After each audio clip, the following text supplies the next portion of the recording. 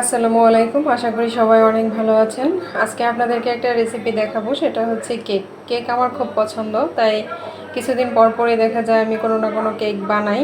আর কেকগুলা খেতে আমার নিজেরও ভালো লাগে এবং অন্যরাও খুব ভালো বলে, তাই আপনাদের সাথে শেয়ার করা। আশা করি আপনাদেরও অনেক ভালো লাগবে কেক।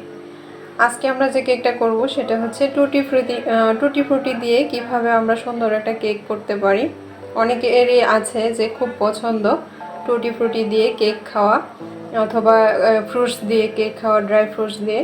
আমার খুব ভালো লাগে এগুলা কেক। তো চলেন আজকে আমরা দেখে নিই কী কী লাগছে।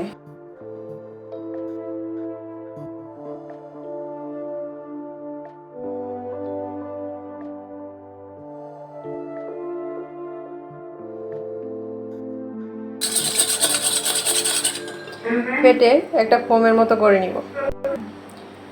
আপনারা দেখতে পাচ্ছেন আমি এটা 5 মিনিটের মতো প্রায় এভাবে ফেটে দিয়ে এখন আমি চিনি দিয়ে দিচ্ছি হাফ কাপ। এখানে আমি ব্রাউন সুগার নিয়েছি, আপনারা সাদাটাও ব্যবহার করতে পারেন, কোনো সমস্যা নেই। এখন আমি আবার এগুলাকে খুব ভালো করে একটু মিক্সড করে নিচ্ছি।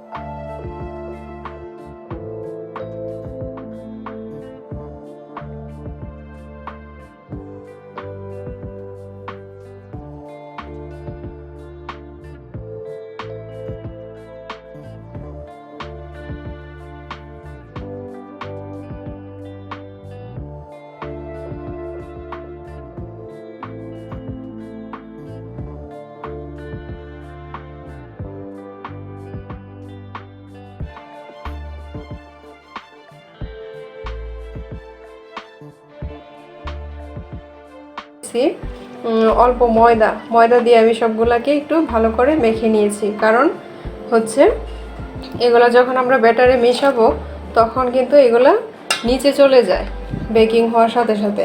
তাই আমরা যখন ময়দাটা দিয়ে মাখাবো তখন এটা প্রত্যেকটা স্তরে স্তরে আটকে থাকবে, একদম সব কিছু নিচে যাবে না।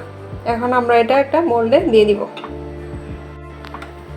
আপনারা দেখতে পাচ্ছেন আমি একটা মোল্ড নিয়ে নিয়েছি। এখানে নিচে একটা কাগজ বিছিয়ে দিলাম, কারণ এখানে আমরা ড্রাই ফ্রুটস অথবা টুটি ফ্রুটি দিয়ে যখন কেক বানাবো তখন আমরা একটা নিচে কাগজ দেওয়ার চেষ্টা করব, না হলে নিচ দিয়ে লেগে যায়। আমার মোল্ডটা রেডি হয়ে গেছে। এখন আমি এর মধ্যে বাটারটা দিয়ে দিচ্ছি। ব্যাটারটা এখন এর মধ্যে ঢেলে দিব।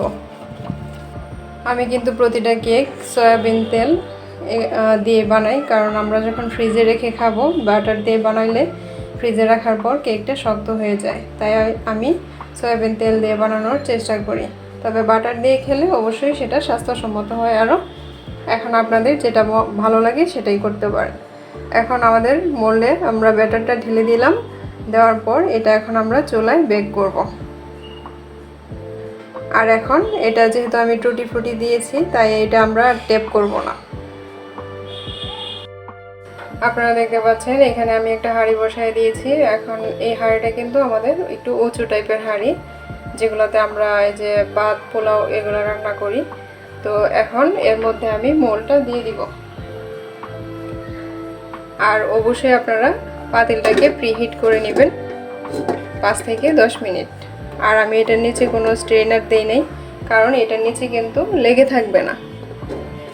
এটা চারকোনা হওয়ার ফলে নিচটা এমনিতেই ফাঁকা থাকবে। আর এরকম উঁচু হাঁড়ি নেওয়ার চেষ্টা করবেন, তাহলে কেকটা কিন্তু ওভেনের মতো চতুর্পাশে কালার আসবে। এখন আমরা এটা একটা সিলভারের ঢাকনা দিয়ে ঢেকে দিব।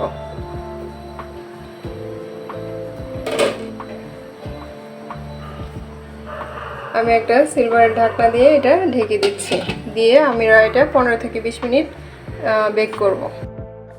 আপনারা নিশ্চয়ই দেখতে পাচ্ছেন অনেক সুন্দর একটা কালার আসছে এবং কেকটাও কিন্তু আমাদের হয়ে গিয়েছে।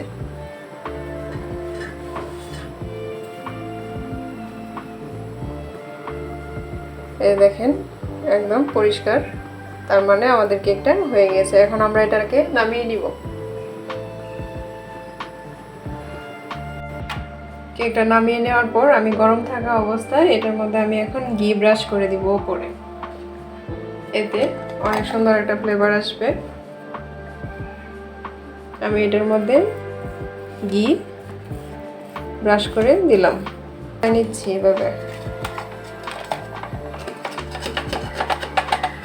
এভাবে চারদিকটা ছোটায় নিব। কখনোই নষ্ট হবে না, ডেবে যাবে না, একদম পারফেক্ট একটা কেক হবে। সবাইকে অনেক ধন্যবাদ।